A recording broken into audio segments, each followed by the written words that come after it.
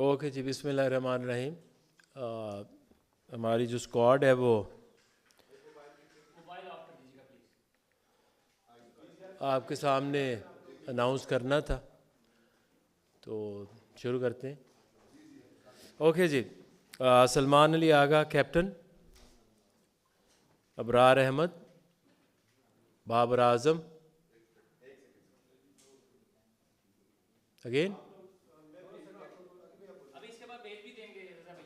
Okay, the team is Agha Salman Ali captain, Abrar Ahmed, Babar Azam, Faheem Ashraf, Fakhar ज़मान,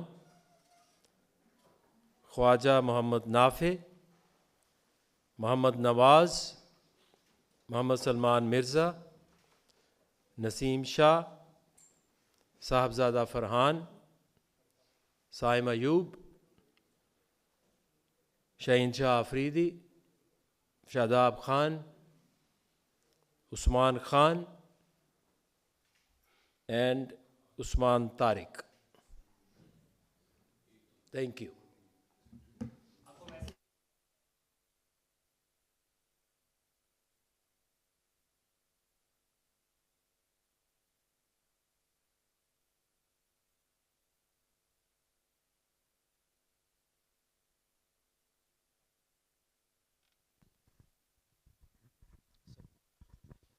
आखिर मैं पूछना ये चाहूँगा कि हारिस रऊफ इसमें स्क्वाड में नहीं है। अगर करंटली अगर देखा जाए, कोच भी बैठे, अगर उनसे मैं बात पूछ भी लेता हूँ उनसे भी कि अगर हारिस रऊफ अगर नहीं खेले एशिया कप के बाद, लेकिन करंटली वो क्रिकेट खेल भी रहे हैं और हाईएस्ट विकेट टेकर हैं, सब one of the best league in the world, तो क्या ऐसी वजह है कि क्या उनसे आपका एतमाद उठ चुका है, या उनके ऊपर जो लेबल सोशल मीडिया पे लगता है, आप लोगों ने भी उसके ऊपर वही लेबल लगा दिया है कि वो डेथ ओवर में आकर हमें सिर्फ हरवाता है, जितवाता नहीं है? नहीं, देखिए, हम उस तरह से नहीं सोचते। हम तो ये सोचते हैं कि आप किन कंडीशंस में खेल रहे हैं और वहाँ पे आपका जो कॉम्बिनेशन है वो बेहतर क्या हो सकता है। रऊफ़ काफ़ी अरसे से पाकिस्तान खेल रहे हैं, बट अभी अगर आप देखें तो रीसेंट पास में एक कॉम्बिनेशन जो है वो एक डिफरेंट डेवलप हो रहा है। सो आई थिंक कि कंडीशंस को देख के आप कहाँ पे श्रीलंका में ज़्यादा मैचेस हैं तो वहाँ पे आपकी बेस्ट जो कंपोजिशन है, बॉलिंग कंपोजिशन, वो क्या हो सकती है, उसको ज़हन में रखते हुए ये टीम बनाई है।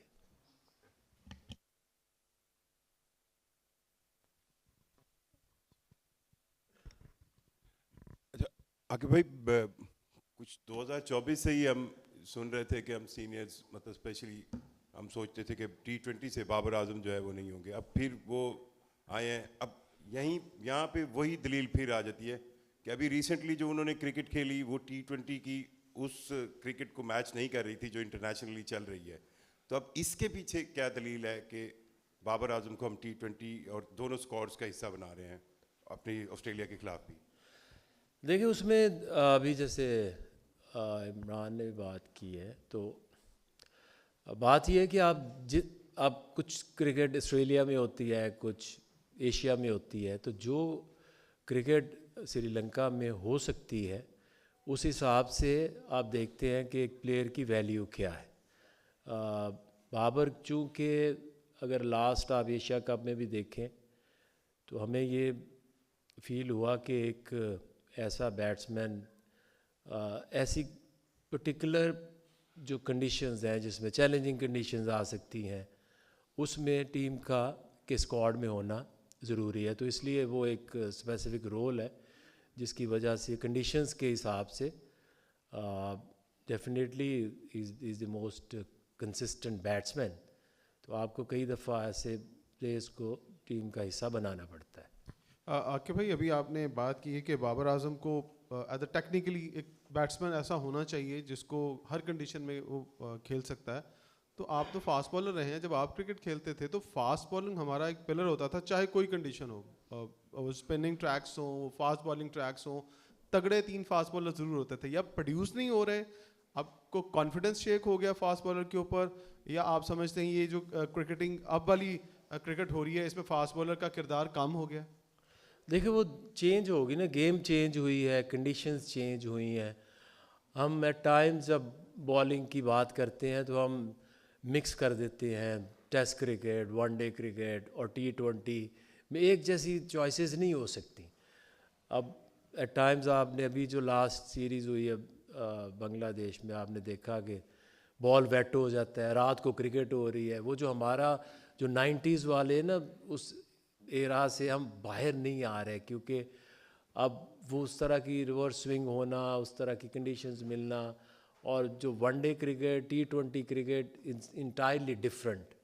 तो इस वजह से आप वो नहीं कोई भी मिसाल दे सकते कि नहीं। देखिए मैंने तो पहले ही कहा कि जो कंडीशंस होती हैं ना, देखिए एक होता है 180 to 200 high scoring cricket at times होती है। एट टाइम्स जो लास्ट एशिया कप में भी आपने देखा कि कई दफ़ा बड़ी पिचेस चैलेंजिंग हो जाती हैं, उसके ऊपर आपके 200 प्लस रन्स वाले मैचेस फिर नहीं रहते, तो आपको चाहिए होते टेक्निकल साउंड बैट्समैन बीच में।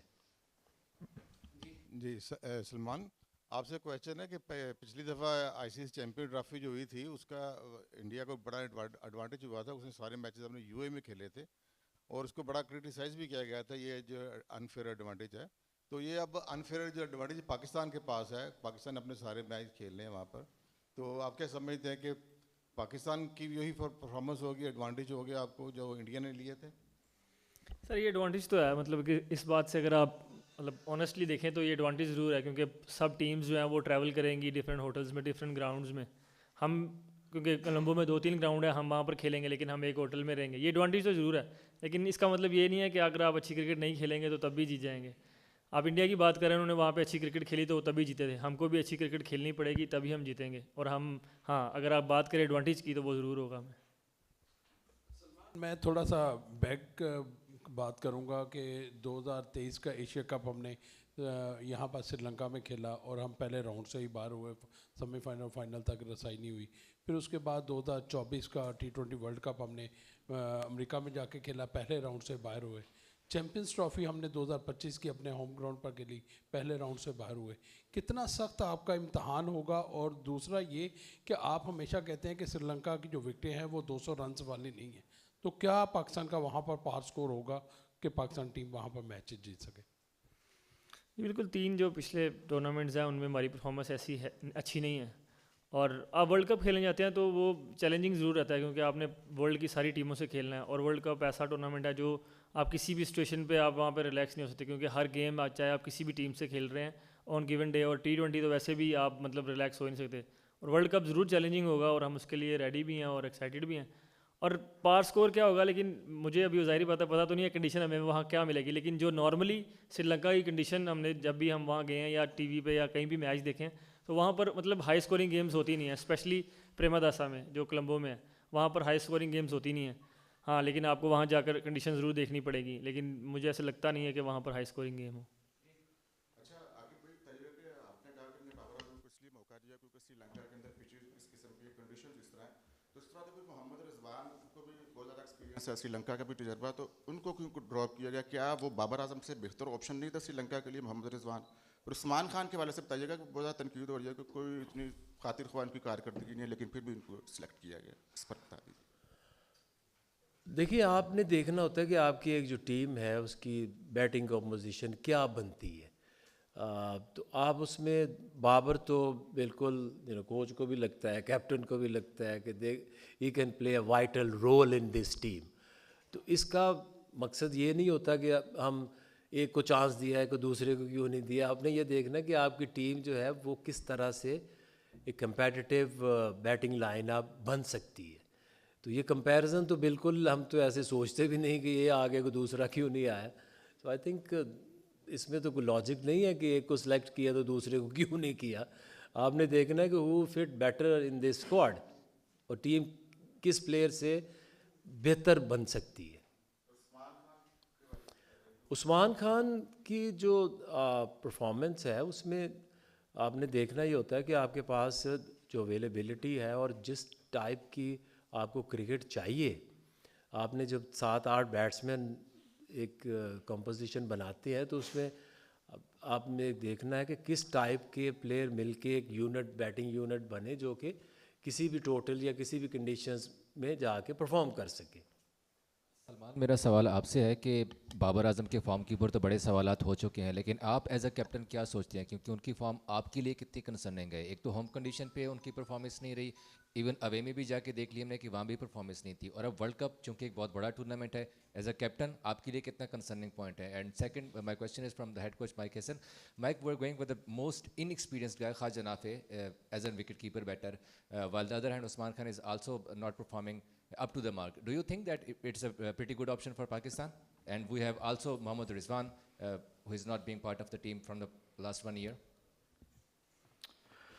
Look, firstly, I'll answer your part about Usman Khan. You've said he's underachieved.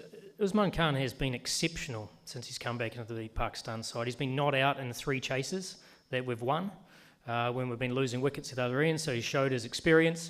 And his wicket keeping has probably been better than expected in terms of the way that he kept. If you see the way he kept in Sri Lanka, it was of high quality. So the role that we have for our keeper bat is someone through the middle. So it's like a 5-6 in terms of batting at 5 or 6. So you're not comparing the same. And Rizwan is a top order batter. So there's no spot in that role for our wicketkeeper. Khawaja Nafi, we'd looked at Sabzada Farhan as being our backup keeper. But unfortunately, he became a little bit vulnerable to injury with the extra load from a keeping perspective, so it was something that we didn't want to risk. Sabzada Farhan is a big player for us.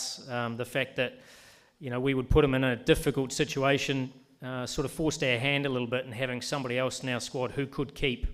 And that's where Khawaja Nafi came in as a power player through the middle and an option to keep if required. So very, very comfortable with the 2 keeping options we have. And Usman Khan has been, he's done a tough role. I mean, he's not going to get large scores in the role that he's batting.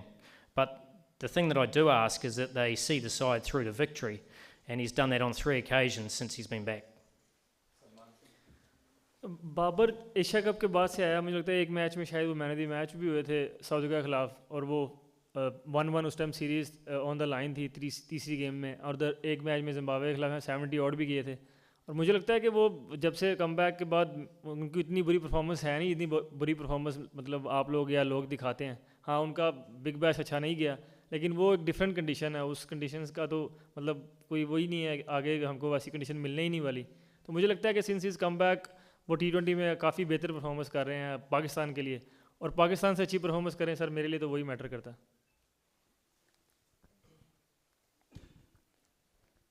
Salman भाई, सारी टीमों ने तकरीबन जो अपने players का numbers हैं वो वर्ल्ड कप के बिल्कुल करीब पहुंच चुके हैं, और वो हर एक को पता है। लेकिन हमारी टीम में हम देखा जाए तो बाबर आजम भी अब दोबारा से, उनका जो पिछली सीरीज़ में नहीं थे, आप वन डाउन खेल रहे थे, तो क्या आप वन डाउन खेलेंगे या बाबर आजम खेलेंगे? क्या हमारी स्ट्रेटजी है कि 2 प्लेयर्स लाइक आपको और बाबर आजम को एक जैसे प्लेयर समझा जाता है, तो क्या होगा हमारा जो बैटिंग प्लान है?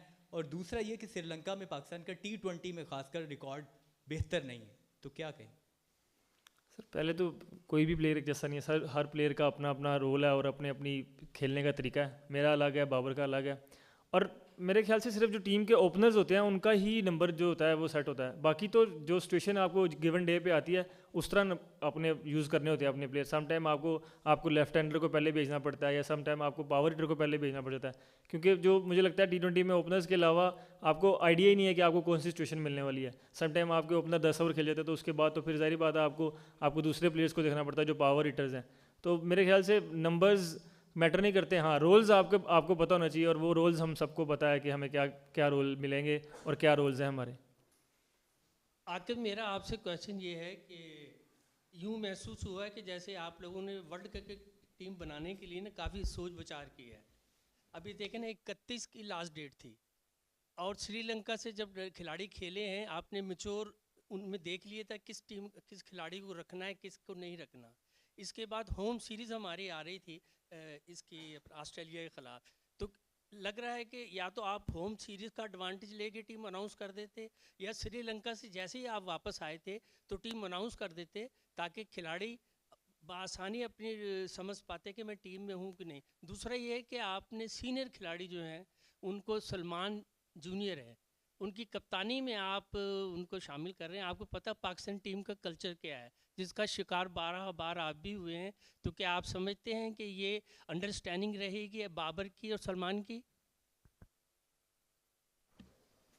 जी रफ़ीक साहब, काफ़ी आपने सवाल कर दिए, लेकिन जो मुझे समझ आई उसमें ये है कि एक तो आप ये कह रहे हैं कि टीम को अनाउंस आपने लेट किया या और लेट कर देते, तो एज़ पर जो रिक्वायरमेंट होती हैं वर्ल्ड कप की, उसके कोई नाम है आज 30th तक हमने नाम देने। तो 30th तक हम ये देखते हैं कि अब ये तो नहीं हो सकता कि लास्ट मोमेंट पे जो आखिरी मैच हुआ उसमें किसी की परफॉर्मेंस है तो वो इन हो जाएगा, कि किसी की परफॉर्मेंस नहीं है तो वो टीम से बाहर हो जाएगा। और ये वही टीम है, अगर आप देखें तो पिछले जो 3-4 सीरीज़ हुई हैं वो उसकी कंटिन्यूटी ऐसे नहीं है कि कोई वर्ल्ड कप के लिए कि हमको बहुत स्पेशल कोई डिफरेंट टीम बना रहे हैं। हाँ, ये ज़रूर एट टाइम्स देखा जाता है कि डिफरेंट कंडीशंस में डिफरेंट थोड़ी सी चॉइसेस आपकी बदल जाती हैं। और जहाँ तक बात है, एक चीज़ इन्होंने अभी बात की है कि बाकी टीमों सबका पता है कि कौन सा नंबर है, और पाकिस्तान के जो प्लेयर्स हैं इनका ये नहीं पता कि कौन सा नंबर है। हम बहुत ज़्यादा अभी भी T20 क्रिकेट को टेस्ट की तरह लेते हैं या वनडे की तरह लेते हैं। T20 is entirely different. अब अगर आपसे मैं किसी भी टीम का पूछ लूँ ना, तो मुझे नहीं पता, या ना आगा कोई पता होगा कि बैटिंग ऑर्डर है या इंडिया का कौन सा बैटिंग ऑर्डर है। सो आई थिंक ये थोड़ा सा हमें T20 क्रिकेट को डिफरेंट तरीके से सोचना भी पड़ेगा और देखना भी पड़ेगा। और आगा की जहाँ तक बात है, again Agha is like very senior player at the moment. पिछले 4-5 साल से ज़बरदस्त परफॉर्मेंसेस इसने पाकिस्तान के लिए दी हैं। सो आई डोंट थिंक कि किसी को कोई प्रॉब्लम है कि कौन कैप्टन है और मैं कैप्टन नहीं हूँ। बाबर भी कैप्टन रह चुके हैं, अब आगा सलमान है। सो मेरा नहीं ख्याल कोई इस तरह से कोई सोच रहा है, और इस तरह से सोचना भी चाहिए। सलमान, लास्ट मैच में हमने देखा कि श्रीलंका के खिलाफ आपके अंदर एक AB डिविलियर आया हुआ था, जो फैंस कह रहे थे कि अचानक पता नहीं क्या हुआ। उसकी वजह बता दें क्या हुआ, आपकी गेम एकदम इन्हांस हो गई। दूसरा आकिब भाई, आपसे सवाल है, लास्ट 3 ICC टूर्नामेंट्स में हम ग्रुप स्टेजेस में एग्जिट हुए हैं, उसके बाद हमने देखा है कोई जो है रिस्पॉन्सिबिलिटी टेक नहीं करता। तो अब आपने स्क्वाड का ऐलान किया ICC T20 वर्ल्ड कप के लिए, बतौर सिलेक्टर आप इसकी रिस्पॉन्सिबिलिटी लेते हैं? क्योंकि साबिक चीफ सिलेक्टर मीडिया में आके कह चुके हैं, जब हारे थे तो उनका कहना था कि ये पूरी टीम हारी है, पूरी सिलेक्शन कमेटी थी, अकेला मेरा फैसला नहीं था। तो आप बता दें, आप इस स्क्वाड को ऑन कर रहे हैं? पहले मैं ऑन कर लेता हूँ स्क्वाड। देखिए, अब एक टीम बनाते हैं और उसकी रिस्पॉन्सिबिलिटी अब मेरे पे भी उतनी है जितनी सबके ऊपर है, लेकिन अगर आप चाहते हैं तो सारी रिस्पॉन्सिबिलिटी इज़ माइन। लेकिन देखिए, हमारा मकसद क्या ये होता है कि मैं गलत साबित हो जाऊँ या कोई सही साबित हो जाए। जो पास्ट आपके जितने टूर्नामेंट हुए हैं वो पाकिस्तान अच्छा नहीं खेला, इसीलिए सेकंड स्टेज पे नहीं गया, और उसके इंडिकेटर्स हमेशा आपको नज़र आ रहे होते हैं।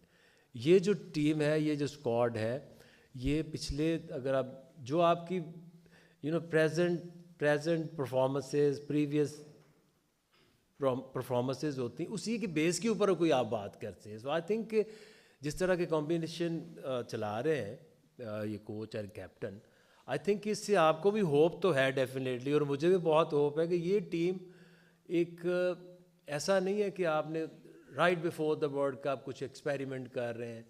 तो ये वही लोग हैं, जो बंच ऑफ प्लेयर्स जो खेलते आ रहे हैं और अच्छी परफॉर्मेंस दे रहे हैं। So I am very positive and I hope कि पाकिस्तान इस दफ़ा इस वर्ल्ड कप में अच्छा ही ना करे, ये वर्ल्ड कप भी जीते। यार AB डिविलियर तो पता नहीं, लेकिन उस वक्त गेम की रिक्वायरमेंट ही ये थी, मतलब हमको 12 ओवर में 160 चेस करना, और हमारा स्टार्ट उतना अच्छा नहीं हो सका था जितना हम चाहते थे। साहबजादा फरहान जल्दी आउट हो गए थे, और वो गेम की जो डिमांड है सर, हमको उस तरह खेलना ही खेलना है, और वो गेम की डिमांड उस टाइम पे यही थी कि पावर प्ले में जितना यूटिलाइज़ किया जा सके करना है, और AB डिविलियर नहीं, सलमान ले आ गई था सर से अभी। Mike, your thoughts on Haris Rauf exclusion, and what about your opinion about Babar Azam? Has he improved enough when you last spoke, when you joined the Pakistan team after a long gap? Look, I think firstly, when we decided to only take 3 seamers to Sri Lanka, there are obviously going to be some unlucky seamers. And I mean, Wasim Jr., Ahmed Danielle, and Haris Rauf are 3 that were certainly considered, but there's no spot, unfortunately. The 3 that are going, Shaheen Shah Afridi, Salman Mirza, and Naseem Shah, can all bowl in all 3 phases of the game, which is really important when you're potentially only going to play 2 in Sri Lanka. So, previous World Cups and previous thing, we've always taken an extra seamer because conditions have dictated that. Whereas, in this situation, we haven't gone down that path. So we've only picked 3 frontline seamers with Fahim Ashraf as the all-rounder if we decide to play 3. So, so that was pretty straightforward, albeit some very good players missed out. In terms of Babar Azam, I mean, we see a very different role for Baba than you've seen in the BBL. We don't see him opening the batting. He hasn't opened the batting for us because the ability to attack the power play is very important. But Babar Azam has lots of other skills to offer us. And I think when we talked about bringing Baba back into the T20 side, it was to complement the other players that we have. And I think he certainly has the skill to control the middle overs if required, and then to feed the strike to certain players. And also, if we're chasing a lower score, he certainly has that ability to control the chase. So, different skill set. But yeah, I'm pleased that Baba has bought into what we're trying to do as a team. And albeit the conditions in Australia are significantly different than what we're going to face in Sri Lanka. So, we factored all those things in. We know what a world-class player he is. And we also know that he's very flexible in terms of how he can play, depending on what the team requires. Last question. जी आकिब भाई मोहम्मद अमजद अस्सलाम वालेकुम। मेरा सवाल ये है कि Shaheen injury का शिकार हो गए थे, क्या वो फुली रिकवर हो गए हैं और इस वर्ल्ड कप के लिए कितने फिट हैं? आप समझते हैं कि वो परफॉर्मेंस जो उनकी थी वो दे सकेंगे? सेकेंडली, वसीम जूनियर की परफॉर्मेंस काफ़ी अच्छी आ रही थी और एक्सपेक्टेड था कि शायद उसको स्क्वाड का हिस्सा बनाया जाएगा, लेकिन स्क्वाड में नहीं शामिल किया गया। उसके पीछे क्या वजह है? इसी का जो आखिरी मेरा जो क्वेश्चन ये है कि कल चेयरमैन पीसीबी मोहसिन नकवी साहब ने प्रेस कॉन्फ्रेंस की और उन्होंने फरमाया कि अभी तक ये डिसाइड नहीं किया, गवर्नमेंट जो है वो गवर्नमेंट ऑफ पाकिस्तान जो है वो डिसाइड करेगी कि either we are going to participate in world cup और नॉट। आज साथ ही आपने टीम अनाउंस कर दी है, क्या गवर्नमेंट ने ये डिसाइड कर दिया है कि पाकिस्तान टीम जो है वो वर्ल्ड कप में शामिल होगी? और अगर डिसाइड नहीं हुआ तो फिर इतनी जल्दी जो है वो टीम अनाउंस करने के पीछे कोई वजह है? आखिरी सवाल का पहले जवाब दे देता हूँ। देखिए, हम सिलेक्टर्स हैं, हमारा काम है टीम को सिलेक्ट करना, और ये इतनी जल्दी नहीं है, ये खासी डेड लाइन के पास जाके टीम अनाउंस कर रहे हैं। 30th is the dead line. तो दूसरा ये है कि गवर्नमेंट ने डिसाइड करना है, तो डेफिनेटली उन्होंने ही करना है। तो इसमें हम तो मैं तो इस बारे में कुछ नहीं कह सकता। डेफिनेटली चेयरमैन साहब ने भी कहा है कि government will take the decision, तो definitely will wait for their decision. दूसरा, मोहम्मद वसीम के बारे में आपने पूछा है। एज माइक मेंशन, आपकी जो T20 क्रिकेट है उसमें 2 तरह के बॉलर्स आप देखते होंगे। एक ऐसे बॉलर्स होते हैं जो तीनों फेजेस में बॉलिंग करते हैं, नया बॉल करते हैं, मिडल में करते हैं, डेथ बॉलिंग करते हैं। कुछ ऐसे बॉलर्स होते हैं दे ओनली बॉल इन उनकी जो बेस्ट स्किल है वो मिडल में और एंड में बॉलिंग है, जैसे मोहम्मद वसीम है, हारिस हैं। तो इस तरह से अगर आप 2 बॉलर्स के ऊपर जाते हैं ना at times and you go for more spinners, तो फिर आपका जो 2 बॉलर्स हैं वो फर्स्ट चॉइस वो होंगे जो कि नए बॉल से भी बॉलिंग करें और डेथ बॉलिंग भी करें। तो इसलिए कई दफ़ा ऐसे बॉलर्स जैसे हारिस हैं या वसीम है, मोस्टली आपको वो टीम के अंदर ज़्यादा वो तब खेलते नज़र आते हैं जब आप यू गोइंग फॉर 3 सीमर्स। तो ये एक टेक्निकल वजह है। ये नहीं है कि आप इस कंडीशंस में, अगर ये आपके मैचेस साउथ अफ्रीका में, ऑस्ट्रेलिया में, इंग्लैंड में हो रहे होते तो जो कंपोजिशन कैप्टन एंड कोच जो है सोच रहे हैं इंटायरली डिफरेंट होती। पहला तो आपका था कि Shaheen Shah Afridi, yes definitely is fit, उसको वहाँ पे एक नी में थोड़ा सा प्रेशर आया था, सो ही केम बैक टू पाकिस्तान और फुली फिट है. That's why he's in the team, and definitely he's your number one bowler, so we expect him to do well. Thank you so much.